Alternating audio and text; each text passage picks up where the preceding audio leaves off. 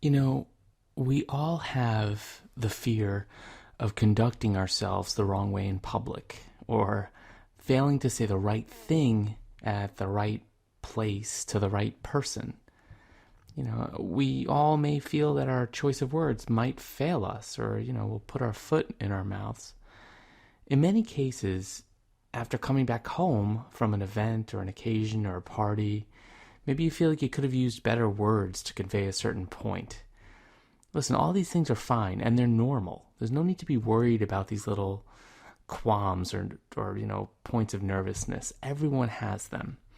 It's only when the fear of being in social gatherings starts to become disabling that you have to take it seriously. Because in that case, you might be suffering from social anxiety disorder. And some of the symptoms of this problem are shortness of breath, an increase in your heart rate, feverishness, chest pain, excessive sweating. In some cases, you might feel minor delusions. Social anxiety disorder may cause you to stay secluded, and this can lead to depression. And sometimes depression just gets too serious to handle, and it can drive you into taking extreme steps which could really be detrimental. So, not only is social anxiety disorder dangerous, but the problems associated with it could also be life-altering. So once you start coming across these symptoms on a regular basis, it's really best to take action and seek help to overcome the problem. And there are effective treatments available for social anxiety, and they can consist of counseling. They can consist of medication, although medication isn't usually the first thing an expert's going to advise. But there are some cases where anxiety becomes unmanageable and antidepressants may be prescribed for a short period of time. Now, my personal preference and what I've seen to be most effective in different people, over the years is cognitive behavioral therapy.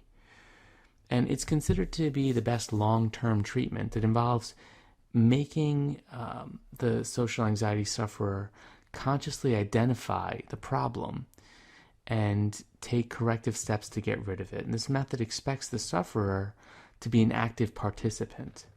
It's not a pop-the-pill method, but it's very effective. And there are several ways to give effect to the therapy. In many cases, the patient is asked by the therapist to imagine themselves in a situation that is likely to give them an anxiety attack.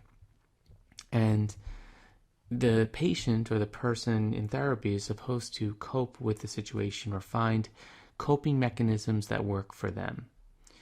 And when the fear of the social situation is countered headlong or over a long period of time, the problem of social anxiety very slowly starts to dissipate. And the thinking patterns behind this social anxiety and the response to the situations are altered in such a way that the person stops fearing, and the problem is essentially cured, although I don't like to use that word, but essentially cured forever, meaning, it's no longer debilitating over the long term. And the best part of this method is that you learn how to cope with these fears. When they come up again in your life and they start haunting you, you have the skill set, you have the mental capacity to deal with them. And this isn't something that you need to go far to find. This skill set is available in many places. The hard part is finding reputable places. So I formed a website called socialanxietyfix.com where you can access a free video series and learn many of these coping mechanisms. There's really no excuse not to get over your social anxiety.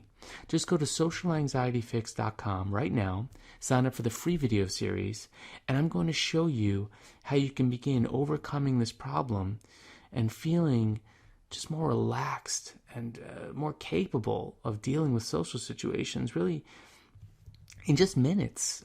These are tangible results that you get to experience very quickly. So check it out right now at socialanxietyfix.com, and I'll see you there. Take care.